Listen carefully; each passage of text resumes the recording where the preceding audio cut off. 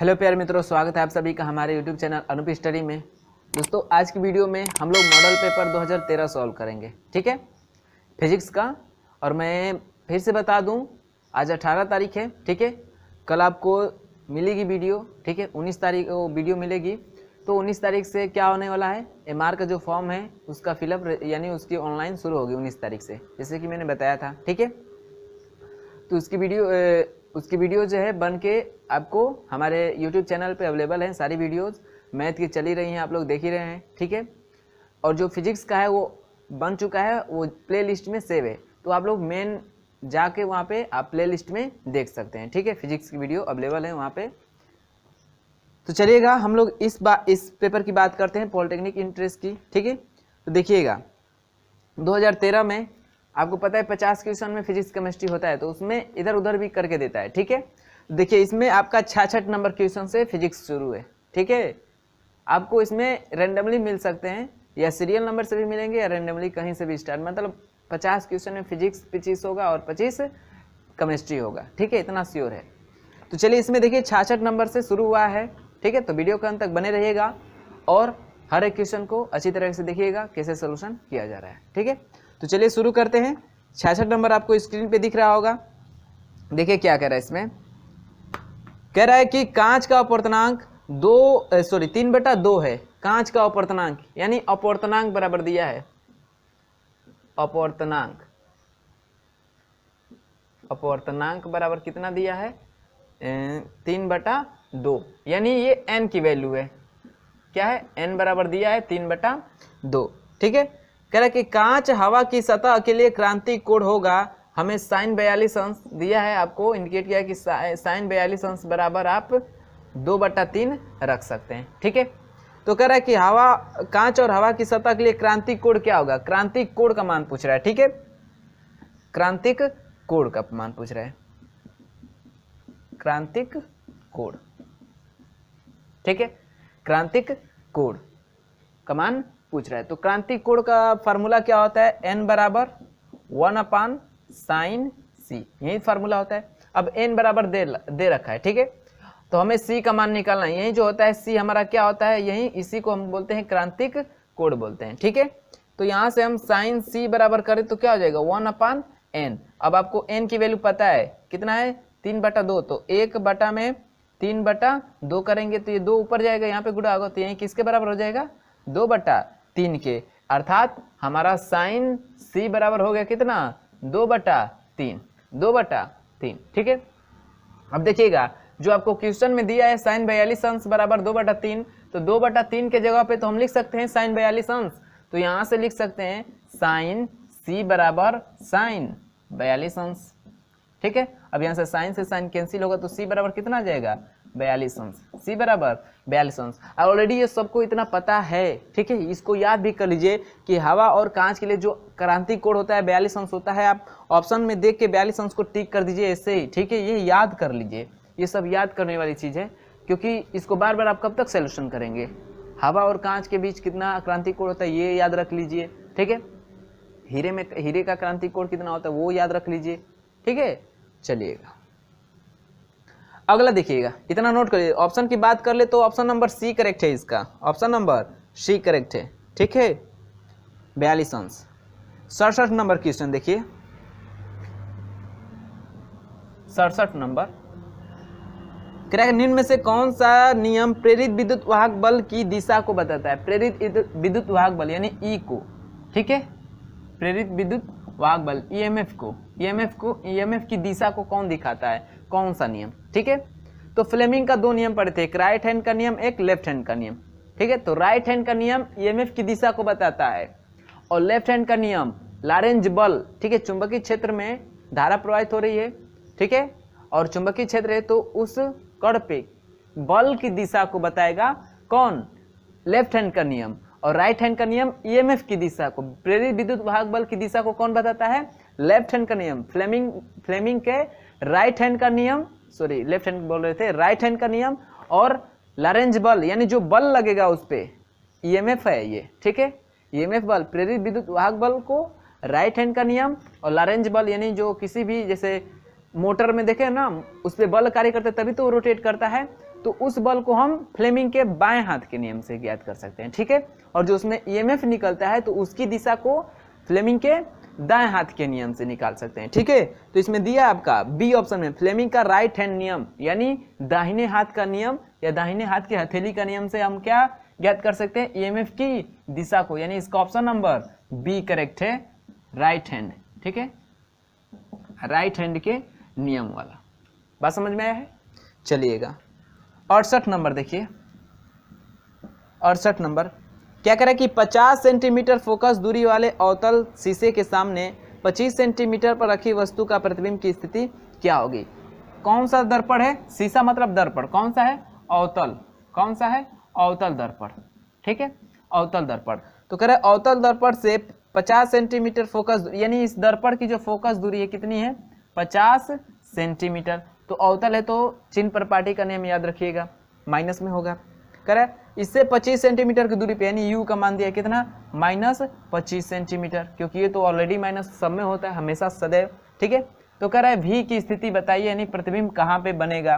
तो फार्मूला क्या होता है, 1/f बराबर 1/v माइनस प्लस 1/u, ठीक है, प्लस। थोड़ा जुकाम हुआ था तो लग रहा है खांसी भी होगी, इसलिए गले में थोड़ी खुदराहट सी हो रही है, ठीक है। तो अगर कभी बाय चांस आगे आपको वीडियो ना मिले तो समझ जाइए थोड़ी मेरी तबीयत डिस्टर्ब है, ठीक है ना। चलिएगा तो देखिए यहाँ से हमें f की वैल्यू पता है, u की वैल्यू पता है, v की वैल्यू निकालना है ना। तो पक्षांतर करिए तो क्या हो जाएगा, यही फार्मूला पक्षांतर करेंगे तो 1/v बराबर क्या हो जाएगा, ये इधर प्लस है तो इधर आएगा तो माइनस में ना होगा, माइनस में होगा तो क्या हो जाएगा 1/f, इसको इधर लाए तो -1/u। इतना क्लियर है सबको। चलिए तो आगे सॉल्व करते हैं, इसको हटा देते हैं भैया, कहाँ जगह अच्छे का उतना, v की वैल्यू निकालना है ना। चलिए तो देखिए सबकी वैल्यू रखते हैं तो क्या हो जाएगा 1/v बराबर 1/ कितना हो जाएगा -50, अब माइनस u का मान -25 है तो माइनस माइनस प्लस 1/25। बताए हैं एलसीएम लेते हैं, एलसीएम क्या होगा 50, दोनों से कट जाएगा, ऐसे एलसीएम लेते हैं। और मैंने बताया कि एलसीएम लिए तो सब में गुणा करिए भाई एलसीएम से, तो 1/v में 50 से गुणा करेंगे तो 50/v होगा बराबर। अब देखिए इसमें गुणा करेंगे 1/50 में गुणा करेंगे 50 से तो 50 कैंसिल, यानी यहाँ पे जो करते हैं इसको सोल्यूशन मैंने बताया क्या करते हैं, इसको कटाते हैं, कितनी बार में कटा, -1 बार में, यानी ये चिन्ह के साथ भी रखेंगे, माइनस है ना तो माइनस, 50 से कम है 50, प्लस चिन्ह है तो प्लस, अब 25 दूना 50, 2, अब -1 और +2 कितना होगा, +1 होगा, +1 होगा। तो यहाँ से v बराबर निकालेंगे त्रिय गुणा करके तो v बराबर क्या आएगा +5 सेंटीमीटर, +5 सेंटीमीटर। तो प्लस क्या दर्शा रहा है, यानी प्लस दर्शा रहा है कि जो प्रतिबिंब बनेगा वो शीशे के पीछे बनेगा, क्योंकि तभी तो शीशे के पीछे वाली तो साइड हमारी क्या होती है, पॉजिटिव होती है। शीशे के सामने तो बनेगा तो हमेशा माइनस में होगा, शीशे के सामने हमेशा माइनस में, यानी चिन्ह परिपाटी के नियम में समझाए आपको कैसे दर्पण यहाँ पे रखा जाता है शीशे को, ठीक है। अवतल लेंस है तो यहाँ पे रखा, सॉरी अवतल दर्पण है तो इसे रखा जाएगा। तो इधर की जो दूरी होगी वो निगेटिव होती है और इधर की दूरी पॉजिटिव होती है, ऊपर की दूरी पॉजिटिव होती है और नीचे की दूरी क्या होती है, निगेटिव होती है, बताया ना। तो प्रतिबिंब हमारा इस साइड प्लस आ रहा है, मतलब प्रतिबिंब हमारा इस साइड बन रहा है, ठीक है, यानी दर्पण के पीछे यानी शीशे के पीछे बन रहा है और 50 सेंटीमीटर पे। तो 50 सेंटीमीटर शीशे के पीछे ऑप्शन नंबर ए करेक्ट हो जाएगा, ठीक है, ऑप्शन नंबर ए। इसका ऑप्शन नंबर ए को आप लोग क्या करिए, टिक कर लीजिए। बात समझ में आई है। चलिएगा इतना नोट करिएगा, फिर आगे क्वेश्चन देखते हैं, नोट करिएगा इतना। चलिएगा 68 हो गया ना। 69 नंबर कह रहे 25 सेंटीमीटर फोकस दूरी वाले लेंस की क्षमता होगी 25 सेंटीमीटर, ठीक है। 25 सेंटीमीटर क्या है उसकी फोकस दूरी, यानी f का मान दिया है 25 सेंटीमीटर। तो कह रहे उसकी क्षमता होगी, क्या पूछ रहा है, क्षमता पूछ रहा है कि क्षमता क्या होगी, ठीक है। तो क्षमता P बराबर आपको फार्मूला पता है 1/f होता है, कब, जब f मीटर में हो तब, यानी f जो है हमारा किस में हो, f हमारा मीटर में हो, ठीक है, मीटर में हो तब। और एक होता है P बराबर 100/f, जब फोकस दूरी क्या हो, सेंटीमीटर में हो। तो फोकस दूरी सेंटीमीटर में हो तो हम इस वाले फार्मूले का यूज करेंगे। तो क्या हो जाएगा P बराबर 100/f का मान कितना है 25, तो कितना हो जाएगा 25 चौके 100 यानी 4 डायोप्टर। कितना हो जाएगा? 4 डायोप्टर। तो देखिए इसमें दिया है आपको -4 डायोप्टर, +4 डायोप्टर, -5 डायोप्टर और +5 डायोप्टर। ठीक है, तो कौन सा ऑप्शन करेक्ट होगा भाई? अब चिन्ह के साथ बताना है। तो आपको तो क्वेश्चन में बोला नहीं है कि कौन सा दर्पण है, दर्पण और ना ही लेंस, यानी बताया नहीं है कि कौन सा लेंस है या कौन सा दर्पण, क्योंकि दर्पण या लेंस पता होता तो हम चिन्ह प्रपाटी के नियम के साथ रखते। ठीक है, तो कुछ कह नहीं रहा है तो हम कैसे भाई इसका निकाल सकते हैं कैलकुलेशन कि कौन सा होगा? नहीं निकाल सकते हैं भाई। मान लीजिए अवतल दर्पण होता या अवतल लेंस होता तब हम कहते हैं कि हाँ भाई इसकी फोकस दूरी माइनस होती है, प्लस होती है, ये लेंस है तो प्लस होगी, ये लेंस है तो माइनस होगी, तो उसके अनुसार रखते। लेकिन यहाँ पे कुछ कह रहा है, यहाँ पे कुछ कह रहा है कि 25 सेंटीमीटर फोकस दूरी वाले लेंस की क्षमता होगी। सिर्फ लेंस का, कौन सा लेंस बताया ये नहीं बताया। ठीक है, तो ये क्वेश्चन क्या है हमारा? अधूरा है। ये आपको पेपर में से नहीं देगा। ठीक है, जरूर इसको सुधार के देगा, नहीं तो इस पर सबको नंबर मिलेंगे। ऐसा जब ये सब कॉमन क्वेश्चन में आ जाते हैं जब अधूरा हो रहता है। ठीक है, तो नहीं तो आपको ये जो है इसको इसमें बताना चाहिए कि उसको कौन सा लेंस है या कौन सा दर्पण है, तब हम इस प्लस माइनस के चिन्ह के अनुसार इसको टिक करते हैं। ठीक है, तो ये हमारा क्या है? क्वेश्चन अधूरा है, बात समझ में आई? लेकिन सोल्यूशन करने का तरीका आपका यही फार्मूला लगेगा, सेम यही तरीका है। ठीक है, इसलिए मैं इसका ऑप्शन टिक नहीं करवा रहा हूँ। क्यों करवाऊँ भाई? जब ये अधूरा ही तो मैं क्यों आपको जबरदस्ती कराऊँ? ठीक है ना, तो चलेगा। सोल्यूशन पर आप लोग ध्यान रखिएगा, सोल्यूशन ऐसे ही करना है। बात समझ में आई है ना? चलिएगा अगला देखिए 70 नंबर। 70 नंबर ऑप्शनल है, सब लोग बता दीजिए। क्वेश्चन दिख रहा है आप लोगों को? डायनेमो उत्पन्न करता है। डायनेमो क्या उत्पन्न करता है? डायनेमो क्या उत्पन्न करता है? ये थ्योरी में भी आपको पढ़ा चुके हैं, जब लेसन पढ़ाए थे उसमें भी एक क्वेश्चन था। डायनेमो क्या उत्पन्न करता है भैया? ईएमएफ उत्पन्न करता है। ठीक है, क्या उत्पन्न करता है? ईएमएफ, इलेक्ट्रोमोटिव फोर्स उत्पन्न करता है। ठीक है, EMF. Option number C correct हो जाएगा इसका, ऑप्शन नंबर सी करेक्ट हो जाएगा। ठीक है, क्योंकि आपको जैसे जनरेटर में देखोगे आगे डायनेमो लगा रहता है, तो जनरेटर को क्या करता है? वो यांत्रिक ऊर्जा यानी रोटेट करता है, उसमें जो लगा रहता है आर्मेचर उसको रोटेट करता है, और उसके साइड साइड लगा रहता है शक्तिशाली चुंबक और उसको रोटेट करता है। तो फिर मैग्नेटिक फील्ड भी है, और मैग्नेटिक फील्ड है तो उसी में ईएमएफ क्या उत्पन्न होता है? ईएमएफ, विद्युत वाहक बल उत्पन्न होता है, और विद्युत वाहक बल के कारण एक प्रेरित धारा उत्पन्न होती है, और उसी धारा के कारण जो जितने भी लाइट लगाते हैं सब लगाते हैं वो चलता है, जितने भी इंस्ट्रूमेंट चलाते हैं चलता है। ठीक है, तो हमारा डायनामो ईएमएफ उत्पन्न करता है। 71 नंबर देखिए, 71 नंबर कह रहा निम्न से कौन सा विद्युत चुंबकीय प्रेरण पर आधारित है? विद्युत चुंबकीय प्रेरण पे देखिए, इसी को उलाट के पूछा है। ठीक है, क्योंकि ईएमएफ जैसे डायनामो किस पे आधारित है, किस पे कार्य करता है, किस सिद्धांत पे? विद्युत चुंबकीय प्रेरण के सिद्धांत पे। अब फिर यहाँ पे पूछ रहा है कि कौन सा विद्युत चुंबकीय प्रेरण के सिद्धांत पे कार्य करता है? डायनामो, ऑप्शन ए में दे दिया है। ठीक है, तो डायनामो भाई आप पढ़ लिए तो पता ही चल गया कि डायनामो जो है ये किस पे कार्य करता है? डायनामो लिखा है ना, डायनेमो लिखा है। ये किस पे कार्य करता है? तो विद्युत चुंबकीय प्रेरण पे।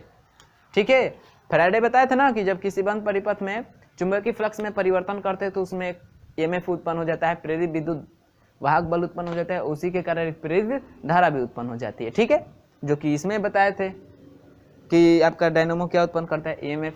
ईएमएफ क्यों उत्पन्न करता है? क्योंकि ये विद्युत चुंबकीय प्रेरण के सिद्धांत पे कार्य करता है। ठीक है, तो इसका ऑप्शन नंबर ए करेक्ट हो जाएगा। ठीक है, देखिए अगला क्वेश्चन में पूछ भी दिया है फैराडे का नियम क्या है? फैराडे के नियमानुसार क्या बताया था आपका? जो ईएमएफ होता है, विद्युत वाहक बल होता है, वो क्या होता है? -n delta phi upon delta T. ठीक है, यानी चुंबकीय फ्लक्स में परिवर्तन की दर, यानी जितना परिवर्तन होगा चुंबकीय फ्लक्स में समय के अनुसार, तो उसमें उतना ही, जितना परिवर्तन होगा जितना ज्यादा उसमें उतना ही ईएमएफ उत्पन्न होगा। ठीक है, ये n जो है नंबर ऑफ कॉइल्स हैं, टर्न ऑफ जो फेरों की संख्या है वो है। ठीक है, तो फार्मूला होता है। अब माइनस चिन्ह क्या दर्शाता है? आपको दूसरे नियम में वो कंफर्म कर दें कि जिस कारण उत्पन्न होता है उसी का विरोध करता है, तो माइनस उस सिंबल को दर्शाता है। ठीक है, तो देखिए ऑप्शन में कौन सा मैच कर रहा है? E बराबर -n डी फाई अपान डी टी। ऑप्शन नंबर कहीं कहीं पे आपको ये डी को ना डेल्टा भी बना दिया रहेगा। ठीक है, तो उससे घबराइएगा मत, दोनों का मतलब एक ही है। ठीक है, तो कौन सा ऑप्शन करेक्ट होगा? ऑप्शन नंबर बी करेक्ट होगा, ऑप्शन नंबर बी करेक्ट होगा। ठीक है, चलिए अगला देखते हैं 73 नंबर क्वेश्चन। 73 नंबर कह रहा है कि सही संबंध है 1 वाट बराबर वोल्ट प्रति एम्पियर। वाट बराबर बताना है, वाट मतलब पी, पी बराबर क्या होता है फार्मूला V इंटू आई। तो आपको ऑप्शन के अनुसार रखना है कि कौन सा फार्मूला रखेंगे, ये समझाए थे और मॉडल पेपर में, ठीक है क्वेश्चन को। तो वाट बराबर वोल्ट, वोल्ट बटा एम्पियर है। वोल्ट किसका मात्रक है V का, एम्पियर किसका मात्रक है I का। तो देखिए सारे ऑप्शन में volt ampere volt ampere volt ampere है, इसका मतलब यही वाला फार्मूला लगेगा, ठीक है। तो ये वाला फार्मूला ये होता है हमारा, यही तो सही फार्मूला है। V अपन I तो नहीं होता है P बराबर V अपन I, नहीं ना, ये वाला होता है। तो V का मात्रक क्या होगा वोल्ट, अब गुणे I का मात्रक एम्पियर, नीचे लिख दे तो क्या हो जाएगा P का मात्रक वाट, तो 1 वाट बराबर क्या हो जाएगा 1 वोल्ट गुणे 1 एम्पियर, 1 एम्पियर। हिंदी में लिख दे, हिंदी में है ना ऑप्शन, यहाँ पे हिंदी इंग्लिश लिखेंगे। 1 वोल्ट गुणे 1 एम्पियर, ठीक है 1 एम्पियर। तो 1 वाट बराबर 1 वोल्ट गुणे 1 ampere, option number B correct हो जाएगा, ऑप्शन नंबर बी करेक्ट हो जाए, ठीक है। इसलिए कहते हैं हर फार्मूला जो है इंपॉर्टेंट, फार्मूला को आप लोग याद रखिएगा। कैसे कब क्वेश्चन बना देगा ये आपको नहीं पता है, एग्जामिनर को पता है, ठीक है वो कैसा क्वेश्चन देगा। अगला देखिए 74 नंबर, ऑप्शनल है, ये भी थोड़ा सिंपल मॉडल पेपर है। देखिएगा 74 नंबर क्या है। 74 नंबर में कौन सी अदिश राशि है, निम्न में से कौन सी अदिश राशि है। बल, चाल, विस्थापन, आयतन। बल आपका सदिश है, चाल आपका सदिश है, विस्थापन आपका सदिश है, आयतन क्या है आयतन, आयतन की कोई दिशा है नहीं भाई। तो आयतन क्या है हमारा अदिश है, आयतन क्या है हमारा अदिश है, ठीक है। इसका ऑप्शन नंबर आयतन किस में दिया है डी में, यानी ऑप्शन नंबर डी करेक्ट हो जाएगा, ठीक है। चलिएगा 75 की तरफ। 2 सदिशों का परिणामी अधिकतम होगा जब उनके बीच का कोण होगा, ये भी सॉल्व कराए थे, ठीक है किसी मॉडल पेपर में। तो कह रहे 2 सदिशों का परिणामी अधिकतम होगा जब उनके बीच का कोण होगा। परिणामी का फार्मूला क्या होता है R बराबर अंडर रूट, मतलब 2 सदिश हैं ए बी, ठीक है, उनका परिणामी R हो, जैसे एक ये सदिश है और एक ये सदिश है बी, तो इनका जो परिणामी R होगा उसकी वैल्यू का क्या होता है formula A square plus B square plus 2AB cos theta. दिख रहा है उधर तक, 1 मिनट देख लेते हैं।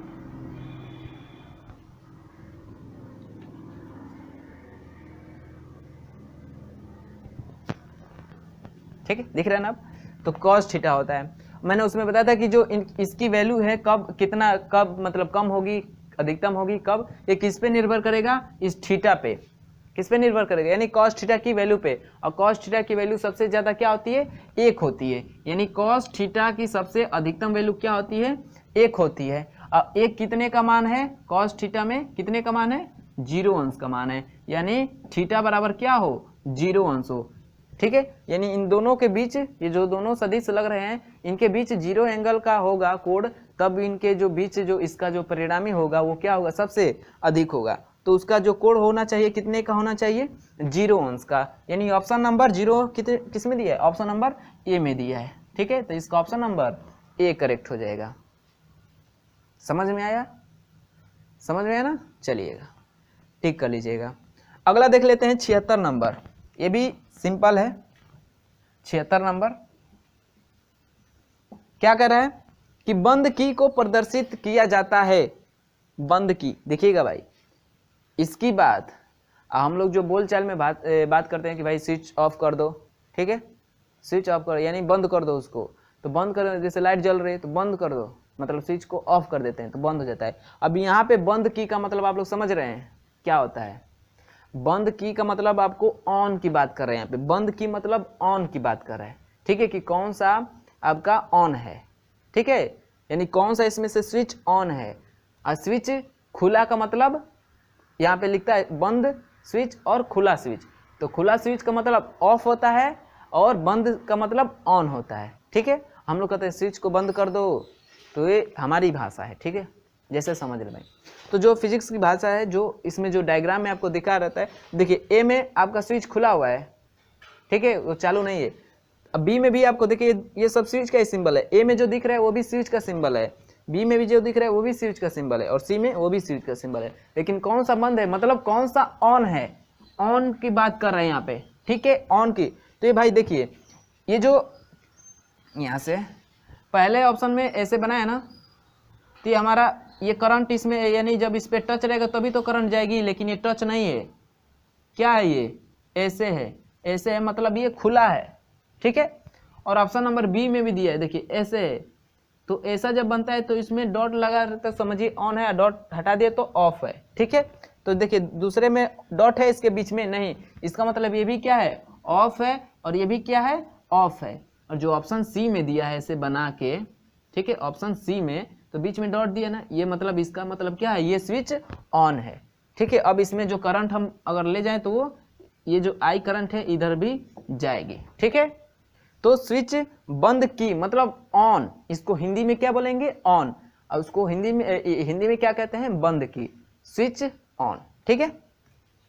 तो स्विच ऑन को कौन सा प्रदर्शित करेगा, ऑप्शन नंबर सी में जो बना है ना डायग्राम, वो करेगा, ठीक है। तो 76 का ऑप्शन नंबर सी करेक्ट हो जाएगा, 76 का ऑप्शन नंबर सी करेक्ट हो जाएगा। बात समझ में आई है भैया, ठीक है। चलिएगा, इतना नोट करिएगा, फिर आगे देखते हैं, नोट करिएगा इतना। देखिएगा अगला 77 नंबर, 77 नंबर कह रहा है कि बल का सीजीएस मात्रक है, यानी जो बल है F बराबर क्या होता है, m इंटू ए, ठीक है। तो m इंटू ए मतलब किलोग्राम मीटर पर सेकेंड स्क्वायर, लेकिन इसी ये तो MKS पद्धति में है, MKS पद्धति में या SI पद्धति इसी को बोलते हैं, ठीक है। तो इसको इतने को एक भाषा में हम कह देते हैं क्या, न्यूटन, क्या कह देते हैं, न्यूटन, ठीक है। अब इसी को कह रहा है सीजीएस पद्धति में, सीजीएस पद्धति में यानी जो दूरी है उसे सेंटीमीटर में, जो द्रव्यमान है उसको ग्राम में, और जो समय है उसको सेकेंड में, ठीक है। तो देखिए भाई इसमें ये द्रव्यमान है ना, तो इसको किस में रखेंगे, ग्राम में, तो ग्राम, ग्राम, और जो दूरी है मीटर में नापी गई है MKS में, और सीजीएस में सेंटीमीटर, तो ग्राम सेंटीमीटर पर सेकेंड स्क्वायर। तो ये सीजीएस में हो गया, किस में हो गया, सीजीएस में हो गया, ये वाली सीजीएस पद्धति, सीजीएस पद्धति में हो गया, ठीक है। ऐसी ग्राम सेंटीमीटर पर सेकेंड स्क्वायर को एक, जैसे इसको एक शब्द में न्यूटन बोला ना, तो उसी तरह इसको एक शब्द में क्या बोलते हैं, डाइन बोलते हैं, क्या बोलते हैं, डाइन बोलते हैं, ठीक है। तो जो बल का सीजीएस मात्रक है वो क्या है, डाइन है, option number C, option number C correct हो जाएगा, ठीक है। उसी तरह जूल का अर्ग था ना सीजीएस में। चलिएगा बात कर लेते हैं 78 नंबर, जो कि इस वीडियो का लास्ट होगा, ठीक है। 13 क्वेश्चन सॉल्व हो जाएंगे, 78 को ले लेंगे तो फिर उसके बाद जो 12 क्वेश्चन बचेंगे उसको अगले वीडियो में देख लेंगे, ठीक है। तो 78 में कह रहा है कि सही संबंध है, सही संबंध है, ठीक है। टॉ बराबर F इंटू डी, टॉ बल आघूर्ण, टॉ को ही कहते हैं ना, तो बल आघूर्ण बराबर आप लोग पढ़े होंगे क्या, बल आघूर्णते लंबवत दूरी, ठीक है, लंबवत दूरी, ये ना, यानी टॉ बराबर क्या होता है, F इंटू डी होता है, F इंटू डी होता है, ठीक है। तो ऑप्शन कौन सा करेक्ट हो जाएगा, साफ दिख रहा है आपको, ए बराबर, सॉरी ए ऑप्शन में, ठीक है, टा बराबर F इंटू डी करेक्ट हो जाएगा, ठीक है। बात समझ में, ये देख लीजिए एक और क्वेश्चन, क्योंकि भाई इसी से रिलेटेड है, तो फिर अगले वीडियो में समझाएंगे तो थोड़ा कोई बहुत लोगों को दिक्कत हो जाए। तो यहाँ पे देखिए जो 69 में दिया है ना, सेम इसी पे बना दिया है, कह रहे बल आघूर्ण कहलाता है, बल आघूर्ण कहलाता है, बल आघूर्ण टॉ को ही कहते हैं F इंटू डी। तो ऑप्शन में देखिए बल आघूर्ण कहलाता है, बल आघूर्ण कहलाता है, क्या कहलाता है उसको बताना है, ठीक है। तो बल आघूर्ण क्या कहलाता है, बल आघूर्ण आवेश, किया गया कार्य या इनमें से कोई नहीं, ठीक है। तो देखिएगा टा बराबर क्या होता है, F इंटू डी। और एक बात और रखिएगा, टा बराबर, यहां से लिख लेते हैं, टा बराबर F इंटू डी, ठीक है। और आपको कार्य बराबर भी पता होता है, क्या होता है, W बराबर F into D, F into D होता है ना। तो देखिए एफ इंटू डी, यानी इसको इक्वेशन फर्स्ट बनाए, इसको इक्वेशन सेकेंड बनाए, तो इसका एल एच एस क्या है, बराबर है, तो आर एच एस भी आपस में क्या होगा, बराबर होगा, यानी टॉ इक्वल टू क्या हो जाएगा, डब्लू, यानी बल आघूर्ण बराबर क्या हो जाएगा, कार्य। बल आघूर्ण बराबर क्या हो जाएगा, कार्य। ठीक है, क्या हो जाएगा, कार्य। तो यहां से हम कह सकते हैं कि बल आघूर्ण कहलाता है किया गया कार्य के। तो ठीक है, तो यहां से ऑप्शन नंबर इसके सी को हम टिक कर सकते हैं। बात समझ में आई? यहाँ पे दिखा तो मैंने दोनों एक साथ करा दिया ताकि आपको समझने में आसानी होगी, ठीक है। इसका ऑप्शन नंबर ए करेक्ट हुआ है, ये फार्मूला होता है, और कार्य का भी फार्मूला। तो इसको इक्वेशन बना के हम करें, इसको तुलना करें, तो देखेंगे कि जो टा होगा वो बराबर होगा डब्ल्यू के, यानी कार्य के। ठीक है, चलिएगा, तो इस वीडियो में इतना ही रहने देते हैं। तो उम्मीद करता हूँ कि सबको समझ में आया होगा और वीडियो अच्छा लगा होगा। तो वीडियो अच्छा लगा तो वीडियो को लाइक कर लीजिएगा, और पसंद ना आए हो तो डिसलाइक भी कर लीजिएगा। और जो लोग चैनल पर नए हैं वो चैनल को सब्सक्राइब करके हमारे साथ जुड़ जाएगा। एक बार और बता दूं जाते जाते कि एमआर की जो फॉर्म है, यानी आज आप लोग वीडियो देख रहे हैं ना, तो आज से शुरू हो रही है। ठीक है, मैंने वीडियो 18 यानी संडे को बनाया है, अपलोड एक दिन पहले बना लेते हैं। ठीक है ना, तो चलिएगा 19 तारीख से रजिस्ट्रेशन शुरू हो रहा है, यानी उसका जो ऑनलाइन फॉर्म है फिलअप होने वाले हैं। एमआर के सारी वीडियोस अवेलेबल हैं हमारे यूट्यूब चैनल पे, तो आप लोग जाके प्लेलिस्ट में देख लीजिएगा। ठीक है, और मैथ का तो चल ही रहा है, रोज़ सर अपलोड कर रहे हैं बना के, उनका बचा हुआ था। ठीक है, और जो मेरी फिजिक्स की है वो मैंने बनाकर प्लेलिस्ट में सेव किया गया है, आप जाके देख सकते हैं। ठीक है दोस्तों, तो चलिए मिलते हैं, जो इसके बचे हुए क्वेश्चन हैं उसके साथ अगले वीडियो में। तो चलिए मिलते हैं अगले वीडियो में, तब तक के लिए बाय बाय, धन्यवाद।